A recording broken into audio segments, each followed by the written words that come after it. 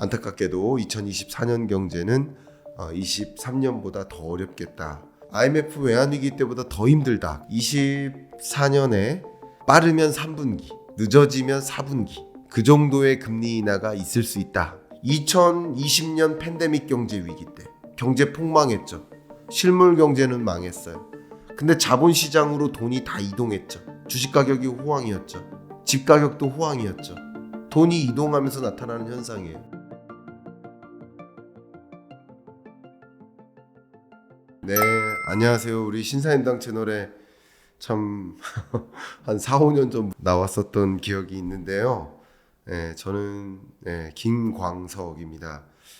경제를 연구하고 분석하고 전망하고 하는 일을 하고 있고요. 지금은 한양대에서 경제학 강의도 하고 있고 또 한국경제산업연구원에서 경제연구실장으로 경제 분석하고 있습니다. 반갑습니다. 경제가 올해도 정말 힘들었는데 내년은 더 힘들겠다 이렇게 생각하면 좋을 것 같아요. 그러니까 주로 이제 세계 경제를 관찰할 때 저는 IMF나 OECD, 월드뱅크의 경제 전망을 전제로 이야기를 하는 편인데요. OECD 같은 경우도 올해 성장률이 대략 3.0%, 내년은 대략 한 2.7%. 그러니까 올해 성장률도 둔화되는 흐름이었는데 내년 경제 성장률은 더 둔화된다. 그러니까 올해보다 내년이 더 어렵다. IMF도 뷰를 비슷하게 가져가고 있습니다. 올해 3.0%, 내년 2.9%. 그러니까 3.0% 성장률도 세계 경제의 평년 성장률치가 대략 3.8% 정도 되거든요. 그걸 훨씬 밑도는 구간이니까 2023년 경제도 어려웠는데 안타깝게도 2024년 경제는 23년보다 더 어렵겠다. 이렇게 생각하면 좋겠고요.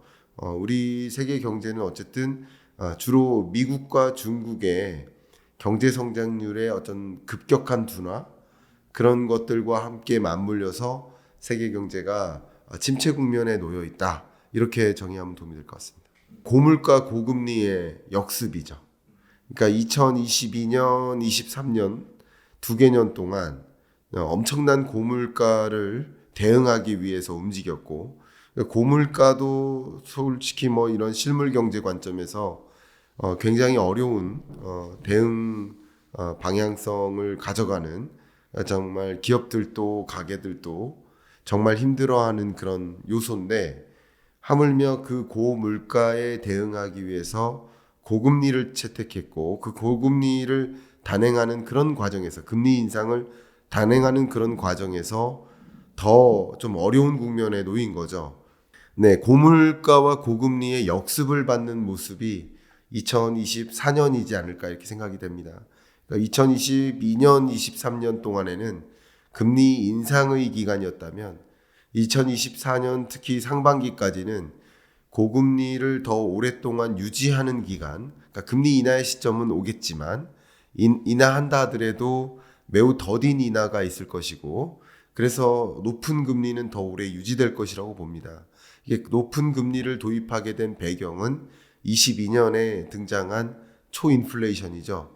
41년 만에 찾아온 고물가가 또 세계 경제를 괴롭혔고 미국 경제를 괴롭혔고 그 고물가가 역시 가계 경제에 굉장한 부담을 주고 소득은 유지될지라도 통장에 찍히는 근로소득은 똑같을지라도 그 똑같은 명목소득 기준으로 봤을 때 그것을 실질소득으로 전환하면 살 수 있는 물건의 개수를 계산하면 이 실질소득은 쪼그라드는 그래서 명목소득과 실질소득 간의 격차가 벌어지는 그런 구간이니까 가게도 힘들고 가게가 힘드니까 지출을 더디하죠. 외식비 지출을 어렵게 만들죠. 그러니까 도소매 판매액이나 오락, 여행, 스포츠 이런 부분에 걸쳐서 소매 판매액이 급격히 줍니다. 특히 비필수재적 지출 영역. 그러니까 쌀이 가장 대표적인 예죠. 경기가 좋다고 쌀을 더 먹지 않아요. 경기가 나쁘다고 쌀을 덜 먹지 않아요. 경기에 상관없이 필수재적 지출은 유지됩니다. 근데 비필수재적 재화, 가장 대표적으로 내구재죠. 경기가 안 좋으면 자동차 좀 더 타야 돼요. 냉장고 좀 더 써야 돼요. 경기가 좋으면 소득이 막 늘어나면 바꿀 때도 안 됐는데 좀 바꾸고 싶은 거죠. 그런 겁니다. 그러니까 내구재 소비가 둔화되는 거예요. 그게 전체 총소비를 둔화시키는 거예요.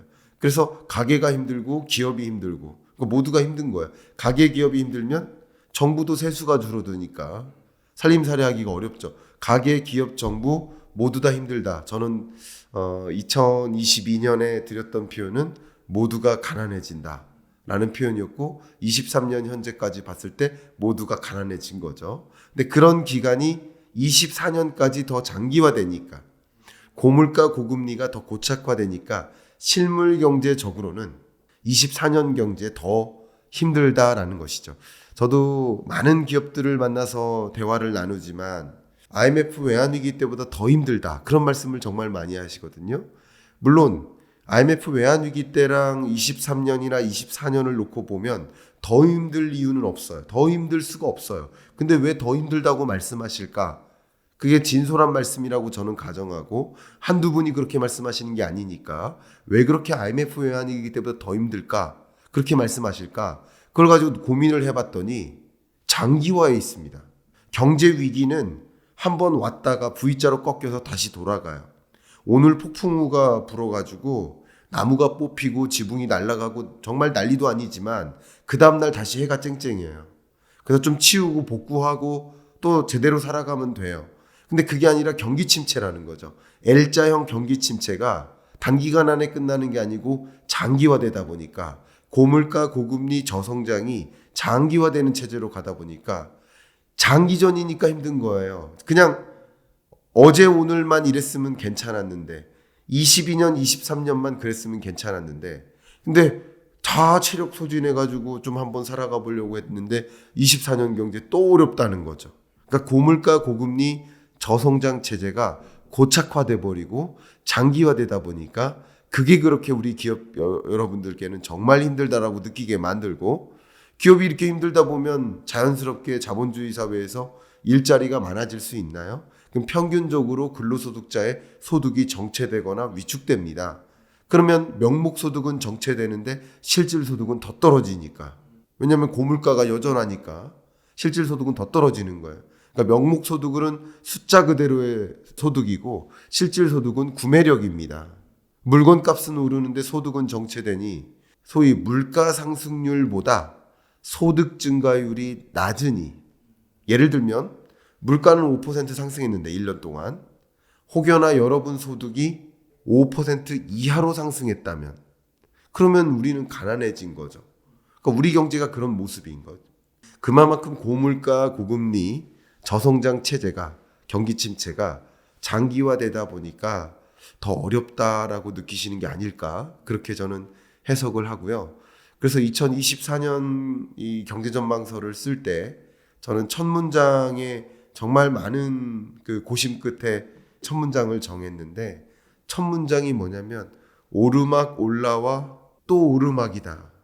그러니까 오르막 올라오느라고 체력을 다 소진했는데 이제 내려막길이면 괜찮아요. 해볼 만해요. 근데 체력 다 소진해서 올라왔는데 근데 또 오르막인 거죠.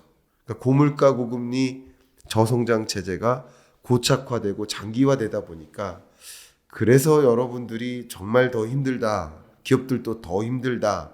가게나 기업뿐만 아니라 정부도 힘들다. 라고 얘기하는 것이 아닐까 그런 생각을 저는 유추해 봅니다.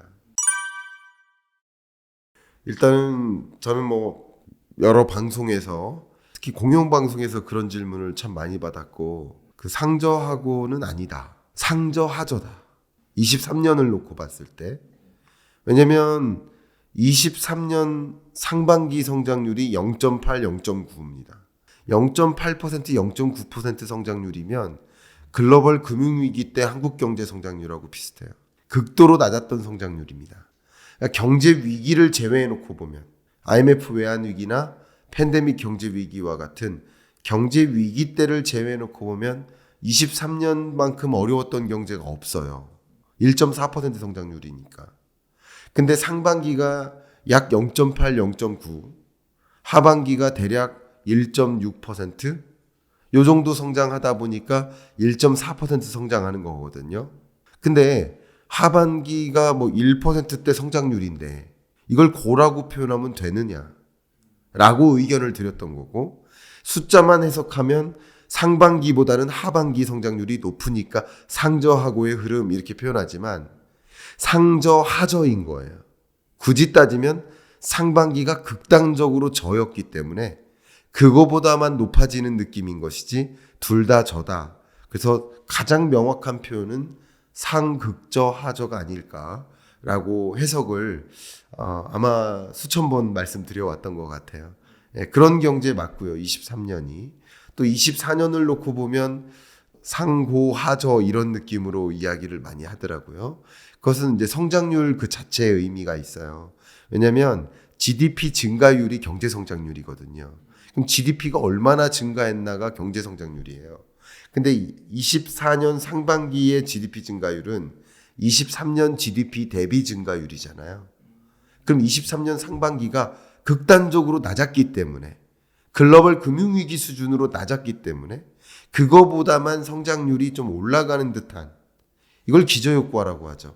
그것에 따른 고의 모습처럼 보이는 것인데 그걸 가지고 고라고 또 표현하면 또 국민적 공감을 사기 어렵고, 상반기 하반기 다 어렵다, 어려우니 우리 각오하고 준비하고 잘 이겨냅시다, 이렇게 이야기하는 것이 저는 전략적으로 우리나라 의사결정자들이 그렇게 말씀하시는 게 더 공감대를 갖고 이겨낼 마음을 갖고 더 힘을 주는 게 아닌가. 그냥 말뿐인 고, 이게 정말 국민적 공감을 사고 반감만 사고 공감을 못 받고 오히려 신뢰감을 잃어가는 모습이 아닐까 하는 그런 걱정을 해요. 어떤 정치적인 색깔을 가지고 말씀드리는 게 아니라 그냥 우리나라 국민이 있잖아요. 다른 분은 국민 아닙니까? 반은 국민이 아니고 반은 국민인가요? 다 국민이잖아요. 정치적인 편에 서서 얘기하는 게 아니라 그냥 국민으로서 얘기하는 거죠. 이게 맞는가? 그죠? 정책적으로 비판을 해보는 거죠. 네, 그런 의견을 드립니다. 미국 경제는 그만큼 파월 의장의 표현 혹은 FOMC 성명서상의 그 FOMC 위원들이 공감했던 하나의 문장, 주로 이제 금융 시스템이 지금 불안한 상황인데 미국은 뭐라고 표현했냐면 The US banking system, 미국의 금융 시스템은 sound and resilient, 건강하고 회복력이 있다, 이런 표현을 썼어요. 그만큼 미국 경제가 그렇게 거대한 경제 규모를 갖고 있음에도 불구하고 유연한 대응 전략, 그리고 그만큼 펀더멘털이 강한 그런 모습에 기인하지 않을까, 이런 생각을 하고요. 상대적으로 미국은 미국만 보고 금리를 결정하고 통화 정책을 수행하거든요. 재정 정책도 마찬가지죠. 근데 다른 나라들은 미국의 눈치를 보면서 통화 정책을 단행할 수밖에 없거든요. 그러니까 우리나라 내부적인 살림살이를 보면서 금리를 인상해야 되나 인하해야 되나 이것도 보지만 미국의 금리 인상 스탠스랑 발맞춰 가야 되는지 아닌지, 그렇지 않아도 괜찮은지, 견딜만 한 것인지, 2%포인트 한미 기준금리 격차 견딜만 한 것인지, 그것도 봐가면서 통화정책을 다루게 된다는 거죠. 그렇기 때문에 미국의 드라이브는 더 강할 수 있는 거죠. 상대적으로 자국 경제만 놓고 보고 판단할 수 있으니까. 제가 정말 인상적인 얼마 전에 그림을 만났는데, 사파인데요. 아르헨티나를 상징하는 동물을 미국 그 달러화의 그 주인공이 그 짓누르고 있는 듯한 모습이에요. 미국이 금리를 엄청나게 인상하니까 아르헨티나 통화 가치가 그냥 휴지 조각이 된 거예요. 그럼 휴지 조각이 되면 미국이야 물가 잡기 위해서 금리 인상 단행하지만 상대적으로 다른 나라 통화의 가치는 급격히 떨어지고, 그러면 그런 나라들은 더 물가를 잡기가 어려워요. 왜? 돈의 가치가 휴지 조각이 되니까. 물건의 가격이 오르는 게 아닌 거죠. 쉽게 말하면. 여기 있는 이 물의 가격이 1,000원에서 2,000원으로 오르는 현상이 아니라 내가 갖고 있는 아르헨티나 돈의 가치가 떨어지니까 엄청나게 많은 돈을 상자채 갖다 부어도 이걸 하나 바꿀 수 있을까 말까 한 모습인 거죠. 그러니까 그게 가장 대표적인 현상인데, 그만큼 미국 경제는 자국 스스로 통화 정책을 단행하고 재정 정책을 수행할 수 있는 또 기축통화국으로서 그런 역량이 있고, 또 어쩌면 금리 인상과 통화 정책, 긴축적 통화 정책을 통해서 물가 안정을 위해 노력도 하지만 행정부의 무역 정책이랄까요? 패권 전쟁이랄까요? 이런 것을 또 드라이브를 걸면서 경기 부양도 같이 신경 쓰는 거죠. 가장 대표적으로 IRA 법안을 만들고 미국의 공장 짓도록 유도하고, 그럼 경기 부양 효과는 나타나면서 물가 안정을 위해서 통화 정책을 또 단행할 수 있는. 근데 미국의 공장지라고 유인하는 것은 일부 미국 예산이 들어가기도 하지만 한국의 주요 기업들의 자본도 많이 들어가고, 다른 전기차, 재생에너지 산업의 2차 전지 산업의 여러 주력 플레이어들이 자국의 또 어떤 자기 기업의 자본도 투입해야 되는, 그렇게 투입하게 만드는 그런 어떤 활용 가능한 정책 수단이 또 많다는 거죠. 강국으로서. 그런 것들이 결과적으로는 다른 나라는 더 어려워지는데 미국 경제는 강하게 버틸 수 있게 만든 것은 아닐까, 이렇게 생각을 해봅니다. 만약에 중동 불안 문제가 좀 해소되거나 또 러우 전쟁도 어쨌든 종식이 되거나 할 거라고 한다면 희망 요인이 좀 더 많아지는 거고요. 특히 전쟁 종식과 함께 맞물리는 것이 복구 사업이거든요. 그럼 복구 사업 중에 상당히 많은 글로벌 많은 기업들의 복구 사업으로부터의 기회, 사업 기회가 많이 있습니다. 특히 지금 부동산 경기가 글로벌리 전반적으로 좀 침체된 국면이기 때문에 건설사들이 비즈니스 할 게 별로 없거든요. 근데 물론 그게 유연하게 국내 건설 사업자들이 해외 건설 사업으로 뛰어드는 건 아니에요.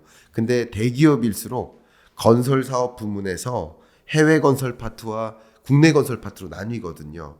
근데 해외 건설 사업에 더 집중하기 위해서 국내 건설 사업 부문에 종사하는 인력들을 이쪽으로 인사이동시켜서 더 많이 이쪽으로 비중을 둘 수 있는 거예요. 불가능한 게 아닙니다. 그러니까 그런 면에서 건설 업종들의 여러 섹터들의 기업들이 힘들어하는 상황인데, 국내 기업도 건설 경기가 지금 어려우니까 할 게 없고요. 뭐 예를 들어 중국에 있는 기업들도 중국 건설 경기 자체가, 부동산 경기 자체가 장기 침체화되고 있기 때문에 할 게 없는 거예요. 그러니까 이런 와중에 만약에 복구 사업이라는 것들이 펼쳐진다.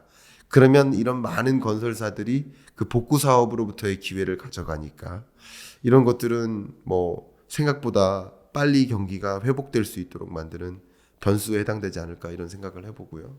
또 지금 불안하게 만드는 요소가 미중 패권 전쟁인데, 역시 미중 패권 전쟁이 더 격돌하지 않은 채, 뭐 시진핑이 대만을 침공하지 않은 채 무사히 넘어가면 넘어갈수록 조금 더 긍정적인 신호인데, 특히 미중 패권 전쟁 없이 지나간다면 중국도 우리나라를 그렇게 흔들려고 노력하지 않거든요.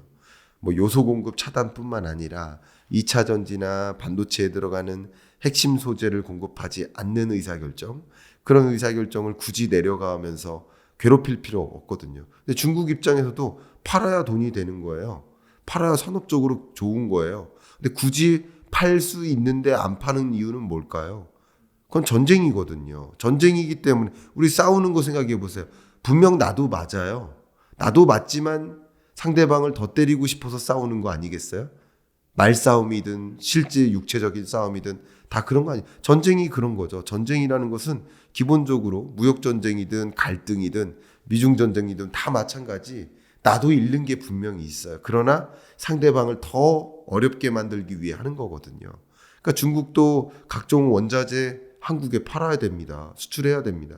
그런데 수출 차단한다는 것은 더 괴롭히기 위함이죠. 더 큰 걸 보고자 하는 거죠. 그러니까 그런 것들이 경제의 하방 압력인데, 이런 소위 국제 정세적인 대외 변수가 어떻게 흘러가느냐에 따라서 좀 시나리오가 많이 바뀔 수 있지 않을까, 그런 생각을 해보고요. 그럴 경우 중국 경제가 생각보다 더 빠른 속도로 회복될 수 있고요. 지금 중국 경제 성장률이 올해가 5.0, 내년이 4.2%로 성장세가 정말 뚝뚝 떨어지는 경착륙에 가까운 흐름으로 진단을 하고 있는데, 그런 흐름이 아니라 5.0 다시 5.0 아니면 올해가 5.0 내년이 뭐 5.3으로 그래도 중국 경제가 회복되는 양상으로 가는 경우라고 한다면 그만큼 우리나라의 전체 수출의 19%가 중국으로 가니까 대중 수출 규모가 늘고 우리나라의 수출 경기가 회복되고 그것은 우리나라의 전반적인 경기 회복에 기여를 하겠죠. 이런 식으로 국제 정세적인 여러 변수들이 있고 그것이 긍정적인 시나리오로 가느냐 아니냐 이것에 따라 좀 갈림길이 놓여져 있다 이렇게 좀 판단하고 있습니다. 둘 다 중요하죠. 둘 다 중요하고요. 다소 미국 기준금리는 한국 주식시장에 좀 영향을 주는 경향이 있고요. 물론 미국 금리는 워낙 세계 금융시장의 가이던스 역할을 하기 때문에 주식시장뿐만 아니라 나머지 시장, 부동산 시장이나 이런 시장에 다 고루 영향을 주는 건 맞습니다. 근데 한국 기준금리는 조금 더 한국 시중금리에 영향을 미치기 때문에 조금 더 부동산 시장에 더 강한 영향을 줄 수 있겠죠. 그래서 언제 금리를 인하하는가 이것을 좀 추산하는 것은 여러분들이 자산 관리를 한다든가 포트폴리오를 조정한다든가 그런 것을 판단할 때 의사결정을 내림에 있어서 굉장히 중요한 요소겠다 이런 생각을 해봅니다. 그래서 좀 의견을 드려보면 금리 언제 인하해요? 라는 질문은 물가 언제 잡혀요? 라는 질문하고 똑같습니다. 제가 뭐 신사임당에 나와서도 그렇고 아마 2022년에 23년 전망을 주제로 신사임당에 출연했을 때도 그렇게 말씀드렸을 거예요. 왜냐하면 제가 이 표현을 1000번도 넘게 했을 겁니다. 2023년 연내에 기준금리 인하는 절대 없다. 있을 수가 없다. 기준금리 인하는 23년 연내에 있다면 그건 상식에 부합도 하지 않는다. 상식적으로 금리 인하가 있을 수 없다. 라고 좀 강하게 말씀을 드려왔어요. 왜냐하면 왜 금리를 인상했냐? 그걸 본질적으로 여러분 질문하시면 돼요. 왜 인상했습니까? 물가 잡으려고 했어요. 물가 잡혔습니까? 물가가 안 잡히는데 어떻게 금리를 인하합니까? 그러니까 물가 잡히는지를 봐야 되는데 물가 잡히지 않는데 금리 인하한다고. 그게 약간 헛된 기대감이죠. 그렇게 생각을 합니다. 2024년에 과연 금리 인하 있을까? 이 질문은 바꿔 얘기하면 2024년에 목표하는 물가 수준으로 물가 상승률이 떨어져 줄까? 그 질문하고 똑같습니다. 물론 경제 위기를 가정하면 대대적인 금리 인하가 있을 수밖에 없어요. 경제 위기가 온다면 미국의 경제 위기가 온다. 금융 위기가 온다. 중국의 부동산발 도미노 사태가 이어져서 중국 금융 위기가 온다. 부동산 위기가 온다. 한국의 부동산 PF 부실 문제가 터져버려 가지고 부동산 PF발 경제 위기가 온다. 그러면 다른 얘기입니다. 근데 그걸 가정하고 이야기하면 안 돼요. 어떻게 그걸 지금 가정합니까? 벌어지지 않은 일인데. 그걸 가정하고 질문을 주신다면 먼저 답변 드릴게요. 경제 위기가 온다. 그러면 다른 거 안 보고 제로 금리로 또 내려갑니다. 금리를 급격하게 인하할 겁니다. 그때 이 시나리오는 간단해요. 길게 말씀드릴 필요가 없어요. 경제 위기가 온다. 모든 자산 가치가 폭락할 거예요. 집값도 폭락할 거고 부동산뿐만 아니라 여러 가지 주식도 마찬가지 전반적인 자산 가치가 폭락할 겁니다. 폭락하고 나면 기준금리를 거대하게 인하해요. 왜? 경기 부양시켜야 되니까. 경제 위기 상황에는. 경기 부양을 위해서 금리를 급격히 인하합니다. 인하하다 보면 그때 또 자금이 제로금리로 떨어졌기 때문에 주식시장, 부동산 시장으로 대거 몰립니다. 그러면 또 역시 집값도 폭등하고 또 주가도 폭등하는 2020년에 경험했던 그런 모습이 연출돼요. 그때 팬데믹 경제 위기였고 또 경기 부양을 위해서 제로금리 도입했고 비슷한 모습입니다. V자예요. 다. 그렇게 상상하시면 되고요. 경제 위기를 현재로선 가정할 수는 없을 것 같아요. 불안한 거죠. 불안 요인은 경기를 억누르는 하방 압력을 주는 침체인 것이지 L자형 침체인 것이지 V자형 위기가 아닌 거예요. 구분을 지으셔야 됩니다. 경제 위기는 이 테이블 밑으로 내려갔다 올라오는 거예요. 경기 침체는 테이블 밑으로 내려가지 않습니다. 테이블 위에서 노는 겁니다. L자로 꺼지는 겁니다. 경제 성장률이 마이너스가 아니에요. 경기 침체는. 여전히 증가해요. 23년 경제가 그토록 어려운 경제라고 했는데 그럼에도 불구하고 22년보다 1.4%나 GDP가 증가한 겁니다.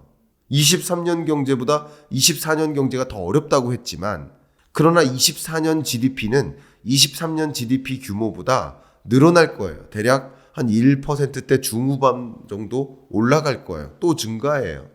그런 흐름이기 때문에 경제 위기랑 경기 침체랑은 명확하게 구분하셔야 됩니다. 제발 좀 이것은 구분하고 우리가 경제를 들여다봅시다 하는 마음에 프롤로그를 좀 명확하게 프롤로그에 썼어요.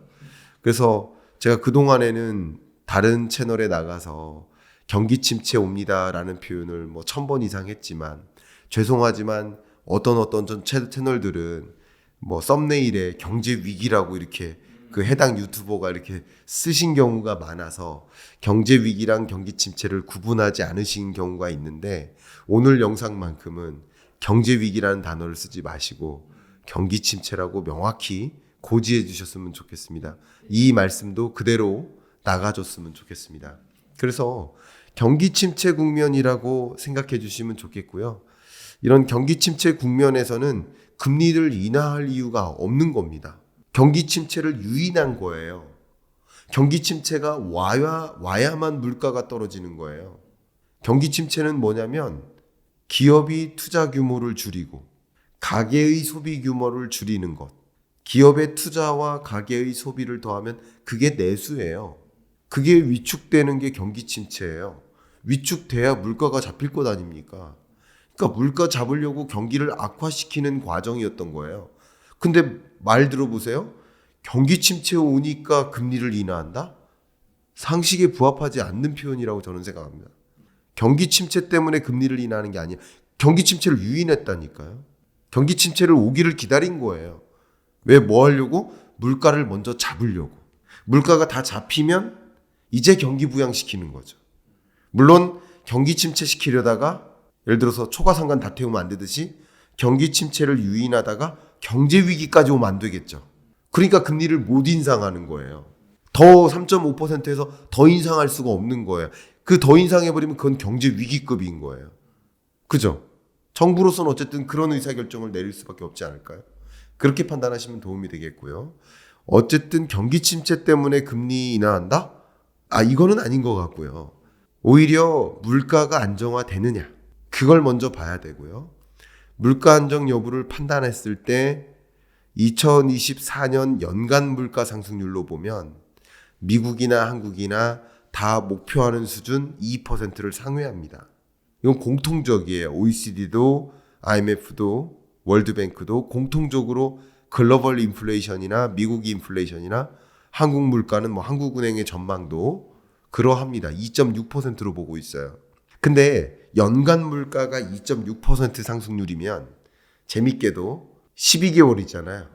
12개월을 구분해 보면 약간 이런 느낌이에요. 반드시 그렇다는 게 아니라 약간 2.6%는 예를 들면 6월 달 물가 상승률인 거예요. 24년.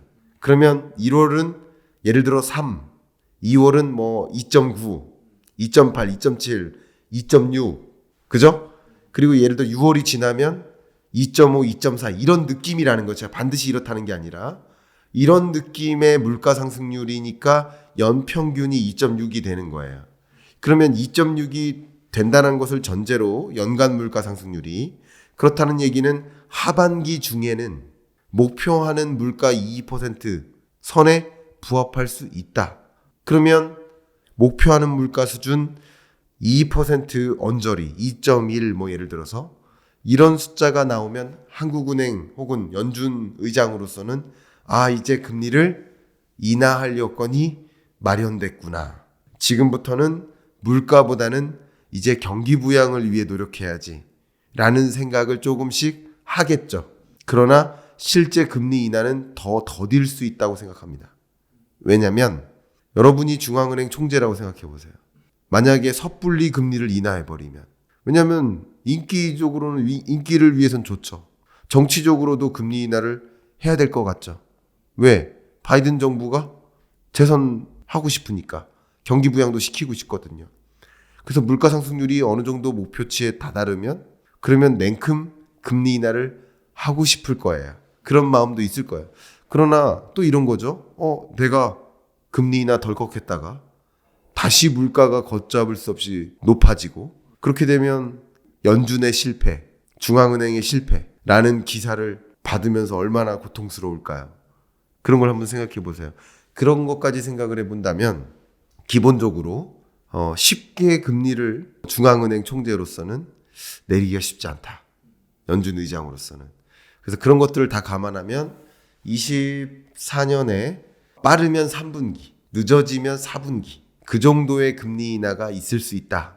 이렇게 판단하고 한국은행으로서는 한 가지 더 눈치를 봐야죠.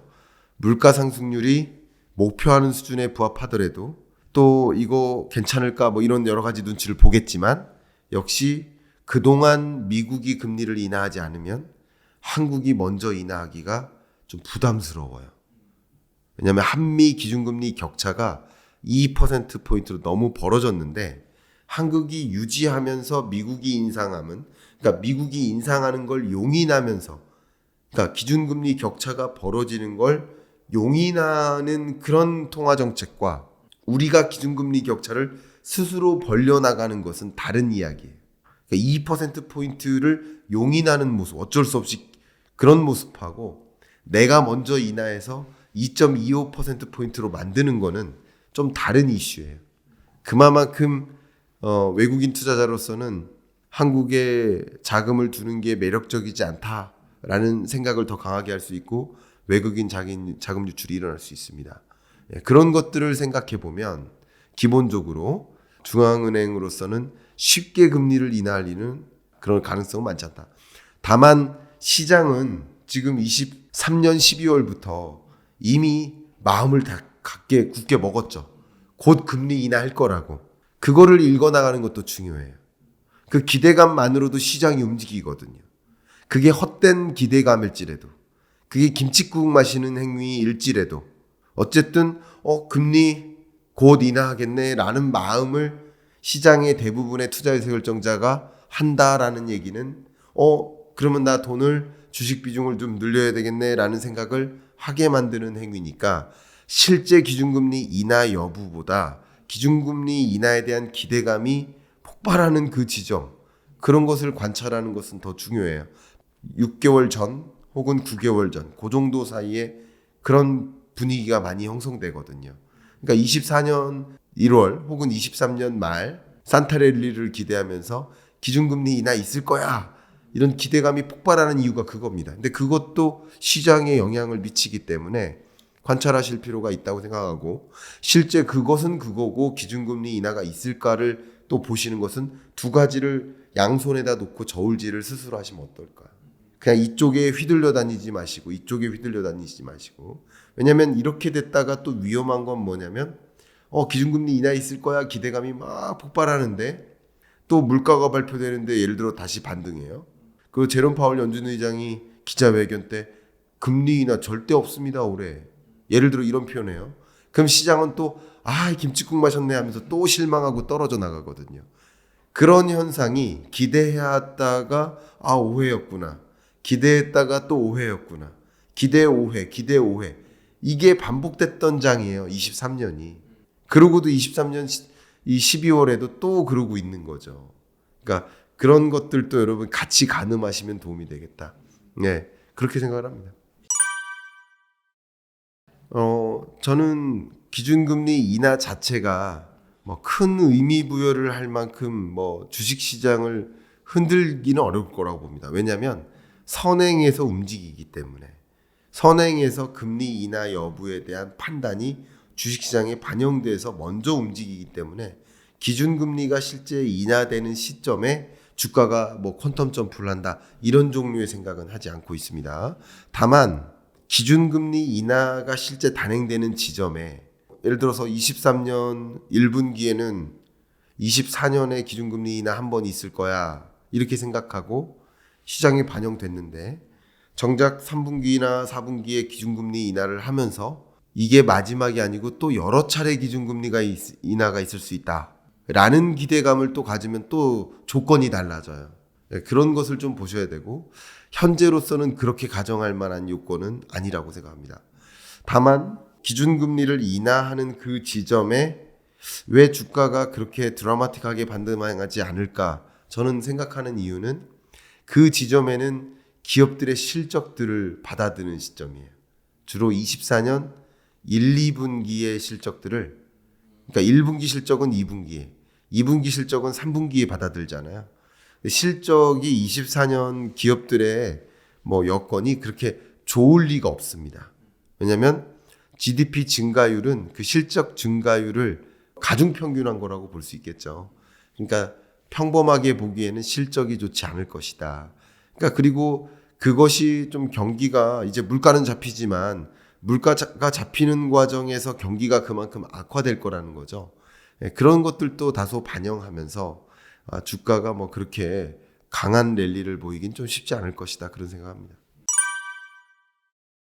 제가 참 여러분들께 자주 드리는 말씀이 산업에서 이루어지는 현상 혹은 실물 경제에서 이루어지는 현상과 자본시장, 자산시장에서 이루어지는 현상을 좀 구분해서 이해하실 필요가 있겠다라는 말씀을 드리고요.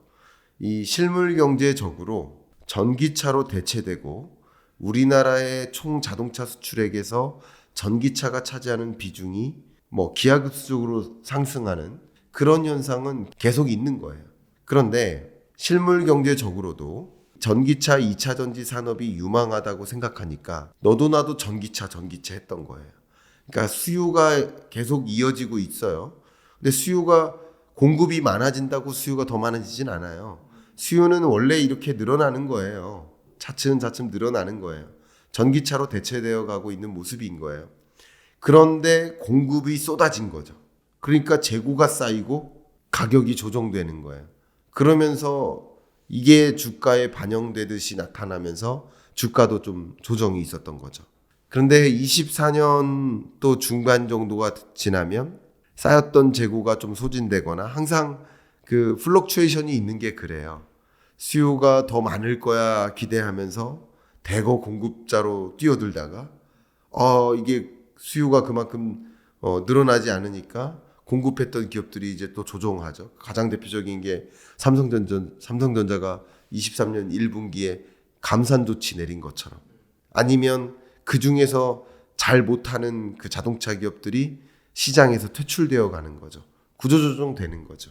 그런 과정에서 과거의 공급량만큼 똑같이 유지되지 않아요. 수요를 충족하는 공급 혹은 수요를 밑도는 공급이 또 야기될 수 있어요. 그게 24년 하반기 정도에는 나타날 수 있습니다. 실물 경제적으로. 그럴 때는 또 여러 가지 2차 전지나 전기차와 관련된 섹터에 주가에 반영되는 모습이 있을 수 있습니다. 그런 것들을 산업 경제적으로 나타나는 현상과 그게 주가에 어떻게 반영되는지를 구분해 가면서 이해하시면 좋겠고, 전기차로 대체되어 가거나 전기차 수요가 지속적으로 늘어나거나 하는 현상은 유지되는 겁니다. 그렇지만 공급적인 측면에서 과잉 공급이 일어났기 때문에 일시적으로 벌어졌던 현상이라고 생각이 되고, 또 그런 것은 수요 공급이 규정점을 찾아서 또 도래될 것이라고 봅니다. 근데 지금 주신 의미심장한 질문에서 제가 꼭 드리고 싶은 이야기는 바로 트럼프 리스크예요. 왜냐하면 저한테 주신 질문이 전기차 2차 전지 종류의 섹터이기 때문에 그것은 이제 트럼프 리스크라고 볼 수 있죠. 지금 트럼프가 현재로서는 지지율이 좀 높게 나오고 있죠. 그건 팩트니까. 근데 지지율이 높게 나온다고 반드시 트럼프가 승리한다라고 장담할 수는 없어요. 그것은 누구도 모릅니다. 그러니까 지금은 시나리오로 가정을 할 필요는 있죠. 트럼프가 당선이 된다. 그러면 전기차 보조금의 규모를 많이 줄일 거예요. 없애거나. 전기차 보조금이 없으면 전기차의 보급은 완전히 위축됩니다. 당연히 그래요. 보조금 때문에 산다 이렇게 생각하시면 돼요. 그러니까 보조금 제도를 건들기 시작한다. 그러면 전기차 산업, 또 2차 전지 산업, 또 재생에너지 산업, 그런 소위 바이드노믹스에서 강조해왔던 그런 그린한 영역, 그린 테크놀로지 혹은 그린 인더스트리 영역의 경우에는 트럼프노믹스에서는 당연히 반대하고 그걸 저지하려고 노력할 것이고, 반대로 오일 컴퍼니, 주로 화석연료 기반의 화공 플랜트 산업 이런 걸 더 강조하기 때문에 그런 산업의 이 산업 경기가 더 괜찮아질 거라고 볼 수 있겠습니다. 근데 이걸 반영하는 게 지지율이죠. 그러니까 트럼프의 지지율이 더 높게 나온다 그러면 자연스럽게 주식시장에서 그 2차 전지나 또 전기차 산업에 그 섹터에 투자했던 투자자들이 돈을 빼는 거죠. 주가가 빠지는 거죠. 그래서. 근데 트럼프 지지율이 높으면 높을수록, 당선될 가능성이 높으면 높을수록 테마주 같이 움직이는 거죠. 근데 실제 투표가 있었고 투표가 진행된 다음에 트럼프가 정말 된다. 그러면 또 한 번 급등할 수는 있겠죠. 됐다 하니까. 그러다가 이게 테마주 성격이니까 또 한 번 무너질 수 있습니다. 그 테마주 성격의 경우에는 정말 실현됐을 때 다시 또 깔아앉는 경향이 있거든요. 그런 좀 구분하면서 보실 필요가 있지만 어쨌든 바이드노믹스가 2기가 펼쳐진다라고 결정이 내려지면 또 한 번 또 2차 전지나 전기차 섹터의 경우에는 좋은 기운을 받을 수 있겠죠. 그만큼 리더십이 누구로 결정될 것인가 이런 것도 24년의 중요한 시나리오로서 가정하고 여러분이 의사결정을 내리는 데 있어서 좋은 설계를 하시면 어떨까 의견 드립니다.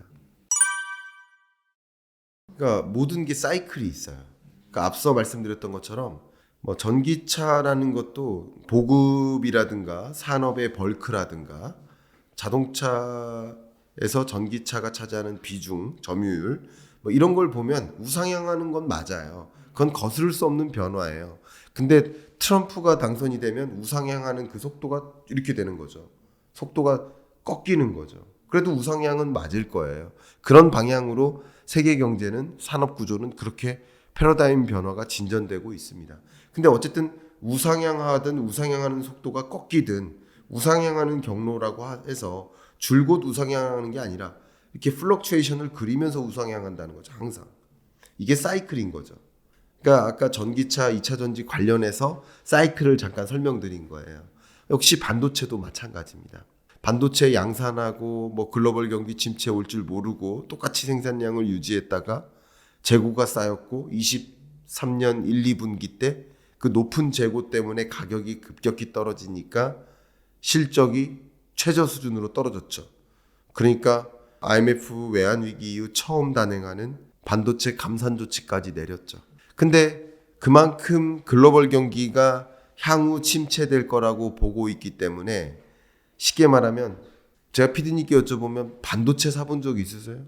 반도체가 들어가 있는 제품을 살 뿐이지 반도체를 사지 않아요. 그럼 누가 반도체를 살까요? 당연히 기업이죠. 내구재를 만드는 기업이 반도체를 사는 거지 일반 소비자가 반도체를 사지는 않아요.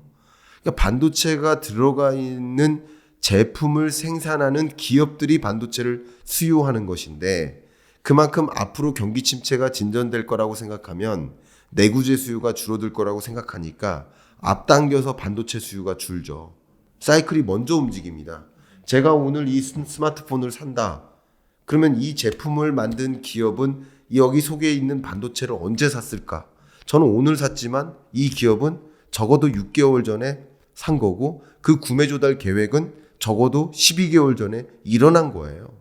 그러니까 제가 무슨 말씀이냐면 반도체 조달이라는 것은 23년 1, 2분기 때 쭉 꺾였던 것은 23년 내내 경기 침체가 진전될 거라고 보고 반도체를 수요할 수요처들이 수급을 조절한 거예요. 그러니까 재고가 쌓인 거고 재고가 쌓이면 가격이 떨어지죠. 그랬었던 현상인 거고요. 근데 경기 침체가 더 진전되지 않고 그런 수준으로 유지된다. 그러니까 저성장 체제로 계속 고착화된다. 그러면 어쨌든 감산 조치를 내렸기 때문에 재고는 어쨌든 정점을 찍고 소진되어 가는 과정이고 그리고 가격은 올라가는 과정이고 반도체 수요할 수요처들은 분명히 또 생겨나는 것이고 그런 것들이 반복되다 보니까 반도체도 역시 사이클을 그리는 거죠. 그래서 그 사이클이라는 관점에서 반도체 업황 23년 1, 2분기가 바닥인 것이고 바닥을 찍고 반도체 사이클이 반등하는 흐름이라고 저는 진단을 내리고 있습니다. 반도체 산업이라는 것은 단기간 안에 죽거나 사라질 산업이 아니고 그냥 영원한 산업이라고 보시면 좋아요. 지금 제가 이 신사임당 촬영하러 왔지만 이 공간에도 얼마나 많은 반도체가 지금 활용되고 있습니까? 그죠? 그러니까 이거 디지털화 될수록 가장 대표적인 예가 내연기관차에서 전기차로의 전환. 내연기관차에 들어가는 반도체 개수가 차량용 반도체가 대략 한 200~300개 돼요. 전기차에 들어가는 차량용 반도체가 한 700개 가량 됩니다. 자율주행 전기차에는요 3000개 들어갑니다. 제가 자동차를 가지고만 말씀드린 게 아니라 산업의 패러다임 변화의 과정에서 반도체가 그만큼 수요가 이루어진다, 뒤따른다라는 것을 말씀드리는 거예요. 그 산업의 패러다임 변화가 멈춰지겠습니까? 아니라는 거죠. 그러니까 반도체 수요는 장기적으로 유망한 산업 맞아요. 그러나 플럭추에이션을 그리면서 전개되기 때문에 바닥을 찍고 회복되고 그런 것들을 지켜보는 것이죠. 그런 관점에서 저는 23년 상반기가 특히 1분기 정도가 거의 바닥 구간이라고 생각하고 경기가 반도체 사이클상 바닥을 2분기는 다지는 모습이고 3분기부터는 강한 랠리는 아니지만 그래도 바닥을 찍고 다소 좀 반도체 경기가 회복되는 모습이라고 저는 그렇게 진단하고 있습니다. 야, 이건 정말 1시간 동안 드려도 좀 짧은 질문인데 그래도 명확하게 우리가 구분 짓는 게 뭐냐면 실물 경제적 현상은 규모입니다. 규모. 가격이 아니에요. 실물 경제적으로 내가 더 잘 산다라는 얘기는 소득이 늘어난다. 소득 규모예요. 또 내가 더 많이 사 먹는다. 소비액이에요. 그리고 소매 판매액이에요. 기업은 매출액이고 수출액이에요. 거시경제적으로 보면 GDP 규모예요. 그리고 기업의 신규 투자액이고 정부의 정부 지출 규모예요. 다 뭡니까? 규모가 얼마나 커지나 작아지나. 이게 실물 경제입니다. 근데 자본시장은 뭐예요? 자본시장은 규모가 아닙니다. 가격입니다. 전혀 달라요. 자본시장은 여러분이 관심 있는 것은 주택 가격, 주식 가격, 원유 선물 가격, 금 가격, 비트코인 가격입니다. 규모가 중요한 게 아니에요. 그러니까 이게 규모로 이루어지는 게 실물 경제다. 규모가 늘어나나 줄어드나 이게 실물 경제가 좋나 나쁘나 호황인가 불황인가 경기 악화인가 개선인가 침체인가 회복세인가 이걸 결정짓는 건 규모가 어떻게 되는가를 보여주는 거고 자본시장은 돈이 들락날락하면서 돈이 들락하면 뭐예요? 수요가 늘어나니까 가격이 올라가는 거예요. 주식시장으로 더 많은 돈이 쏠리면 주가가 올라가는 거고 부동산 시장으로 더 많은 돈이 흘러가면 부동산 가격이 올라가는 거죠. 가격인 겁니다. 돈의 이동에 따라서 가격이 올라가는 거죠.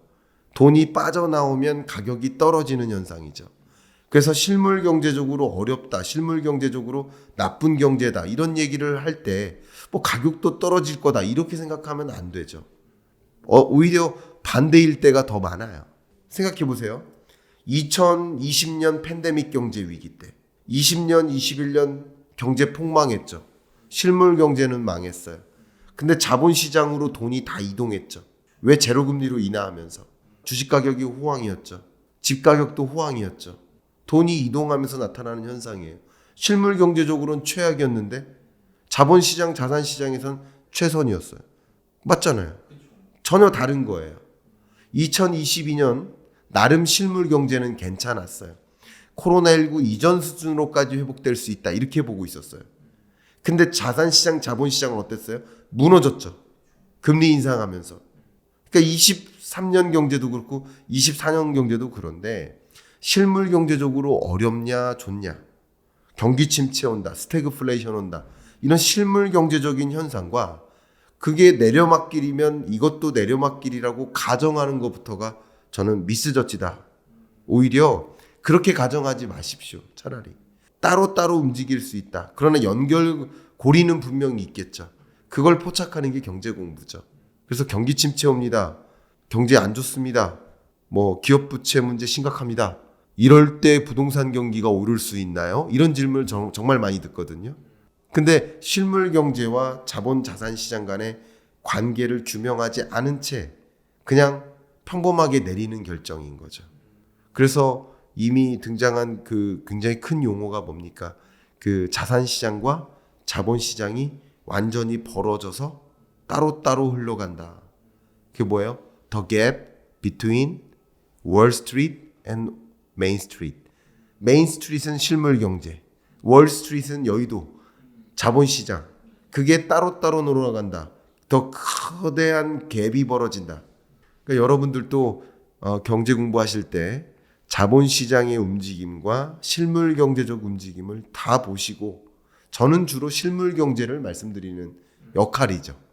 그러니까 실물 경제적 현상과 자본시장에서 나타나는 현상을 좀 구분짓고 각각이 어떤 연결고리로 톱니바퀴처럼 같이 맞물려 돌아가는지를 좀 파악해 나가셨으면 어떨까, 그런 의견을 좀 드리고 싶습니다. 네, 신사임당 구독자 여러분, 다소 좀 긴 시간 동안 구독자로서 이 채널을 좀 지켜나가는데 부딪힘이 있지 않았나, 좀 어려움이 있지 않았나, 그런 생각을 하실 수도 있어요. 저도 하나의 구독자로서 또 채널 소유주와의 관계나 친분 때문에 더 그런 마음이 좀 있었습니다만, 저도 신사임당 채널을 다시 한번 부스트업 하고자 하는 노력을 좀 하고 있는 모습이신 것 같고, 제가 자진해서 나오겠다고 말씀드렸습니다. 저의 조그만 참여로 조금이라도 신사임당 채널이 옛날처럼 정말 잘 커갈 수 있도록 도움이 됐으면 하는 마음이고, 그 마음 그대로 여러분들도 신사임당 채널에서 참 즐겁게 머물면서 좋은 정보를 좀 습득하시면서 좋은 어떤 채널의 생태계를 구성하는데 한몫을 하는 그런 또 구독자가 되시면 어떨까, 그렇게 감히 좀 말씀드리면서 이렇게 인사드리겠습니다. 감사합니다.